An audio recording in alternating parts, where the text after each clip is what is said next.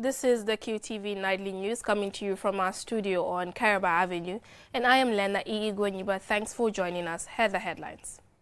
The National Council for Civic Education, in collaboration with the United Nations Fund for Population Affairs, held a consultative session on human security with stakeholders and UN officials. The Ministry of Trade, Regional Integration and Employment held a national consultation forum on the digital trade annexes to the African Continental Free Trade Area Protocol. As the world observes World Cities Day on 31st October, Banjul City Mayor Rohey Malick Lowe emphasizes the need for more support for young people through targeted programs. The Federation of Gambia Muslim Youths, FEGAMI, hosted a free breast cancer and hypertension screening session for female students and women in Banjulinding. In sports news, a Federation of Africa Football, CAF, officials arrived on Wednesday night to inspect the Independence Stadium after years of renovation work to bring it up to international standard. Those were the headlines. Now the news in detail.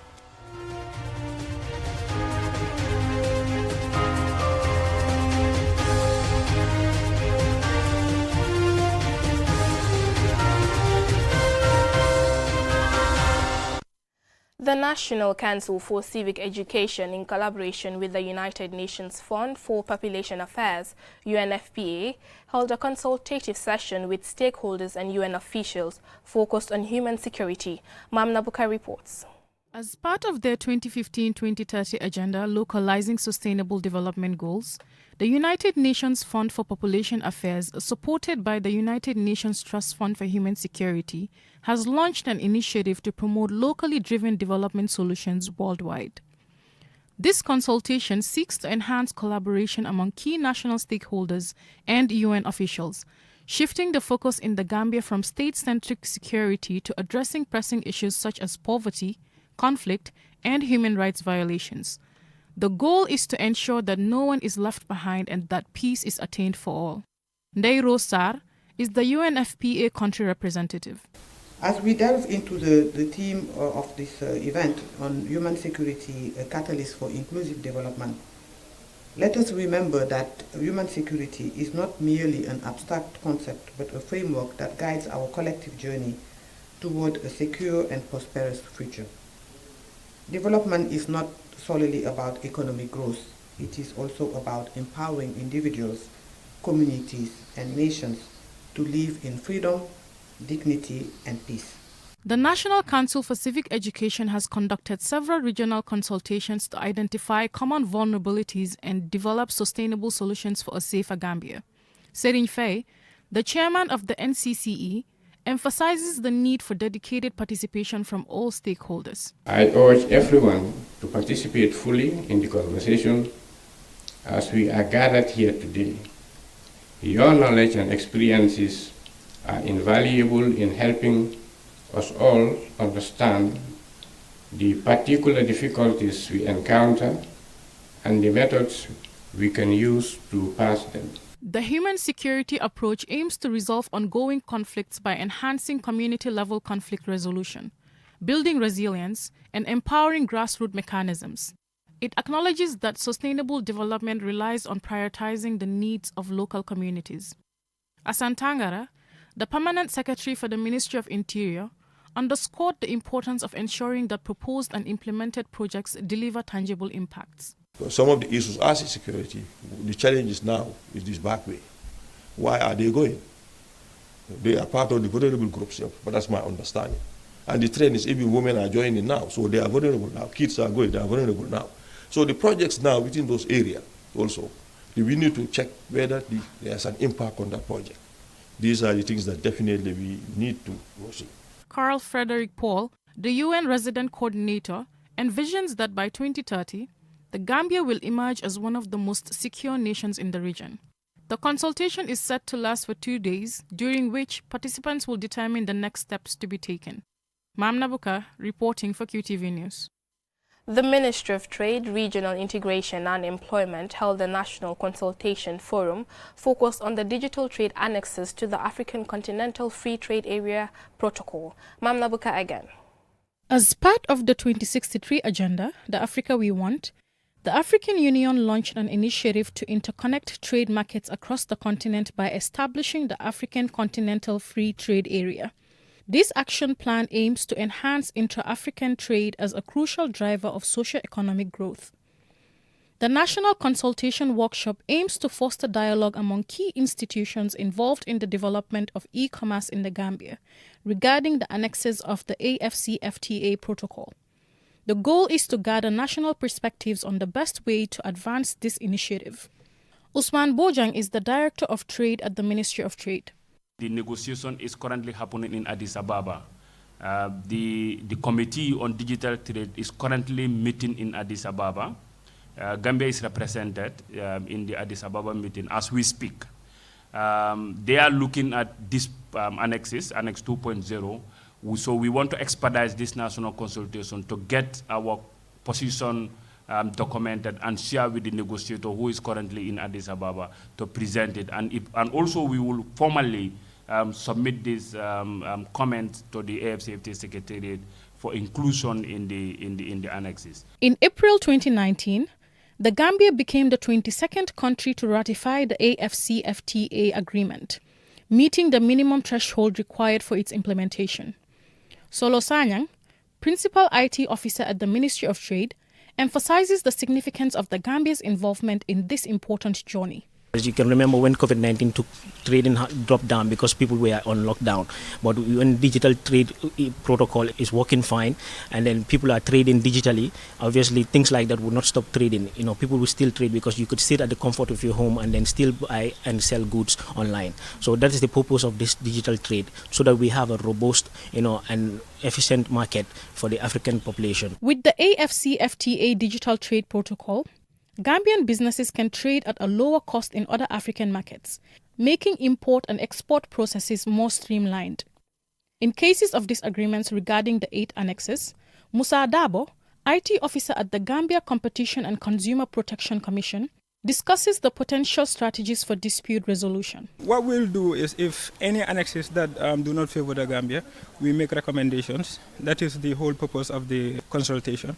We make recommendations and they will go back to the negotiating table and we'll negotiate it out to be in line with our laws or what favors the Gambian people. The African Union's landmark initiative, the AFCFTA, and long-term development strategy aims to establish a single market for goods and services across the continent. Mamna Buka, reporting for QTV News.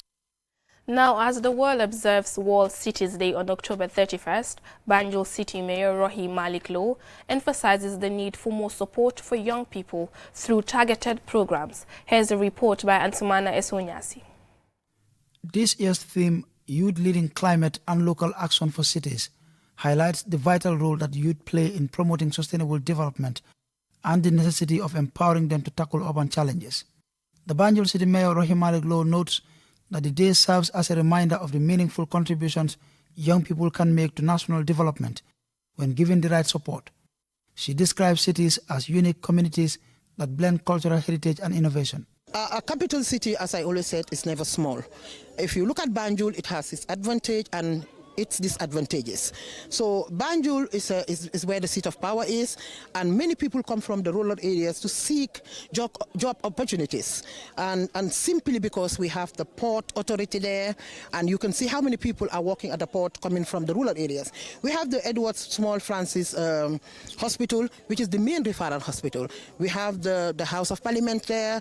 We have the Central Bank there, and indeed the State House as well. So Banjul is very unique as a capital, and what makes the capital city most or more unique is it is governed by a woman. Commenting on this year's theme, Mayor Lowe stressed the importance of involving young people in decision-making processes, particularly on issues that directly affect them. Following the launch of a youth-led climate action program in partnership with Bloomberg, she urged authorities in cities worldwide to always consider the needs of young people. By harnessing their innovation and passion, she believes cities can better implement programs to address climate change and promote sustainable development. The theme is all geared towards climate action with youths, and you can see what is happening right now in Banjul. We have this Bloomberg Youth Climate Action Fund, and the youth of Banjul are doing very well with this project. I am so proud to associate myself with the youths of Banjul. They did not disappoint me. If you go today to Banjul, you will know that definitely they have taken ownership of this project. As the UN and cities around the globe commemorate the day, Mayor Law encourages the youth in her city to collaborate with other youth-led climate organizations to advance Banjul's efforts in combating climate change. She also took the opportunity to remind everyone of the urgent threats posed by climate change, pointing to recent reports of devastating disasters in cities worldwide, including flooding in Banjul, as evidence that more needs to be done to tackle challenges affecting urban development. Anspaneso Nyasi for KTV News. From that story on World Cities Day, we will now go for a commercial break. When we return, we have more local and sports news stories. Do stay tuned.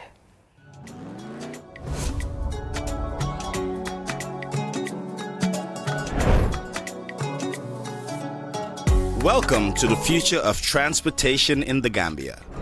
The Bertel Harding Highway, a 22-kilometer double carriageway, is set to revolutionize travel and connectivity in our beloved country. A 3-lane highway means more space for vehicles, smoother traffic flow, and reduced congestion.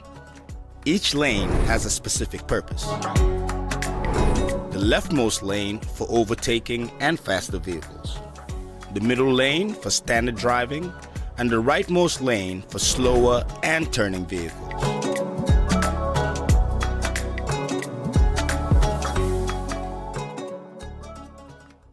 Q Money and Orange Money has just made money transfer easier. Now you can send money from Gambia to Senegal directly from your Q Money wallet. So what are you waiting for? Get your Q Money account now and start sending money to your friends and families through Orange Money in Senegal now.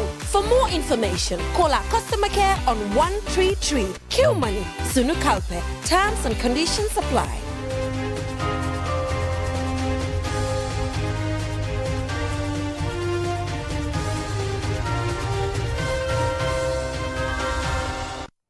Welcome back, and this is QTV News. The Federation of Gambia Muslim Youths, FAGAMI, hosted a free breast cancer and hypertension screening for female students and women in Banjulinding. The event was held at Banjulinding Upper Basic School. More in this report.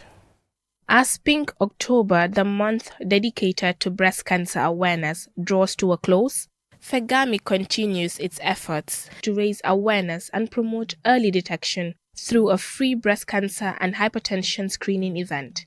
The organization, representing Islamic youth groups across the country, leveraged its members who work as doctors and nurses to provide critical health services to the Banjulinding community. Ibrahima S. Sise, president of FAGAMI, highlighted that this initiative reflects their commitment to volunteerism and community service, marking their contribution to the fight against breast cancer. We say we do this for God, we do this for country, and we do this for our people. The purpose of this program today is to contribute our quota in the national fight against breast cancer. That is one of the killer machines that is taking many lives from us.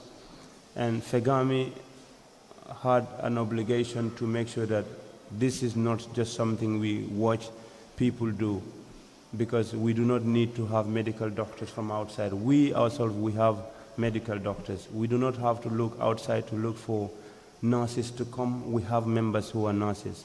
Lamin Drame, first vice principal of Banjulinding Upper Basic School, expressed gratitude, noting that this screening fosters awareness and aids in early detection. This important gathering will avail us the opportunity to easily detect breast cancer at an early stage and to be able to find ways and means of treating the cancer. So I'm deeply honored and privileged to be part of this important gathering on behalf of the principal, his entire management, staff and students of Banjulinding Upper and Senior Secondary School. Siray Jata, a nurse and member of FAGAMI's Social Service Committee, explained breast cancer's formation, the importance of self-examinations, and awareness-raising initiatives as critical for women's health. Breast cancer is actually like the growth of cells, abnormal growth of cells in your breast. This can actually go to form a mass or a tumor, and then this will go to form a thickening. This thickening will later become like a lump. It is important to do what we call self-breast examination. Self-breast examination, it is visually or physically done to ensure that you examine your breast. It is important that you know what is normal and what is abnormal in your system. When you don't know this, then the abnormality will become normal to you. With this, at least there is hope that we can reach out to people who are having issues with their breast and people who are having issues with breast cancer. Fagamit's free screening program emphasizes advocacy, awareness, and behavior change communication to boost breast cancer screening and early diagnosis, especially within resources-limited communities like Banjul-Linding. Reporting for QTV News, I am Lena Igwanyuba. The Ministry of Health organized a comprehensive stakeholders forum to present key findings and share experiences from the antimicrobial resistance AMR testing and stewardship initiatives at Edward Francis Small Teaching Hospital. This forum brought together health sector stakeholders to discuss the crucial implementation of the FISA project on antimicrobial stewardship, which seeks to slow the spread of antimicrobial resistance. Dr. Hadiba, the principal investigator for the FISA AMR project, outlined the activities designed to achieve the project's objectives. We will continue to evaluate the effectiveness of the antimicrobial stewardship program in the hospital. We will continue to raise awareness on antimicrobial resistance through presentations and trainings. The primary goal of the FISA AMR project is to equip healthcare professionals with the necessary knowledge, skills, and attitudes for effective antimicrobial stewardship. Professor Adiola Fowotade represented the head of the laboratory medicine department. It's something that everybody has a role to play, starting from the healthcare workers, the people working in the laboratory, the clinicians managing the patient, and even the patient themselves. Because the fact that you decide one day to go to a pharmacy, buy antibiotics, misuse or overuse the antibiotic is all contributing to antimicrobial resistance. Antimicrobial stewardship is not a one-man affair. A key objective of this gathering is to present the latest research findings, showcasing successful interventions and evidence-based practices. Dr. Jane Minor from the WHO office in the Gambia highlighted the need for increased collaboration among partners, which she emphasized as crucial in the fight against AMR in the country. AMR, or antimicrobial resistance, is a shared responsibility that requires commitment from every sector and every level of society. And WHO remains steadfast in its support, and we look forward to continuing this critical work alongside each one of you in support of the people of the Gambia. By sharing key findings, the Health Ministry and FISA project staff aim to empower stakeholders to adopt and implement best practices in antimicrobial resistance stewardship. Babandin Sabali, the Deputy Permanent Secretary at the Ministry of Health, presided over the event. I want to thank those who are behind these guidelines. Guidelines are good, but the ultimate production of guidelines is for them to be used. Please, I want to encourage the management of Edward Francis Small Teaching Hospital to ensure that this document is used. It will help us to fight against AMR. Participants in this forum are expected to intensify their efforts during the implementation of the FISA AMR project, embracing values of hard work, dedication, and collaboration, which are essential for achieving the project's goals, one of which is to protect our antimicrobial resources for future generations. For QTV News, I am Lamin Alaj Fandindabu. Coming up next is sports news.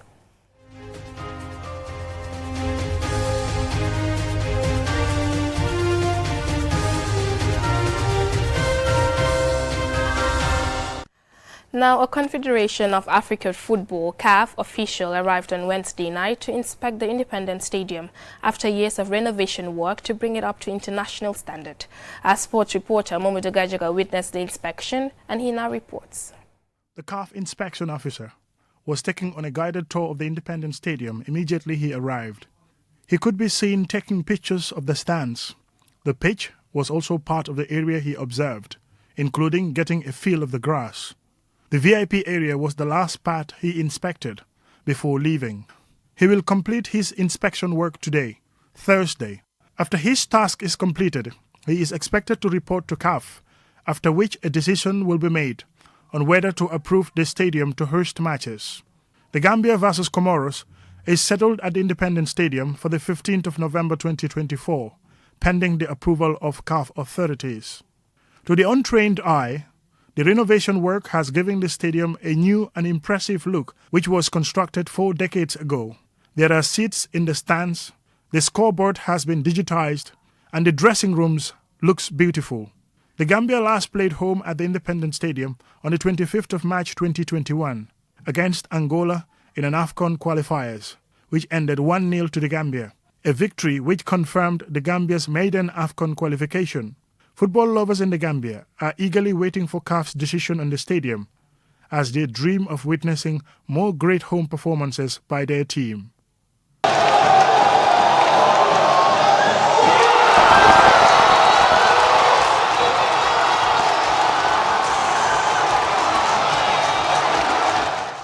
Umudu Gajaga, QTV News. Before we end, here's a recap of the headlines. The National Council for Civic Education, in collaboration with the United Nations Fund for Population Affairs, held a consultative session on human security with stakeholders and UN officials. The Ministry of Trade, Regional Integration and Employment held a national consultation forum on the digital trade annexes to the African Continental Free Trade Area Protocol. As the world observes World Cities Day on October 31st, Banjul City Mayor Rahim Malik Low emphasizes the need for more support for young people through targeted programs. The Federation of Gambia Muslim Youths, FEGAMI, hosted a free breast cancer and hypertension screening session for female students and women in Banjulinding. In sports news, a Confederation of Africa Football official arrived on Wednesday night to inspect the Independence Stadium after years of renovation work to bring it up to international standard. That's all we have for you in this bulletin. Join us at 10 p.m. for another bulletin. Thanks for watching.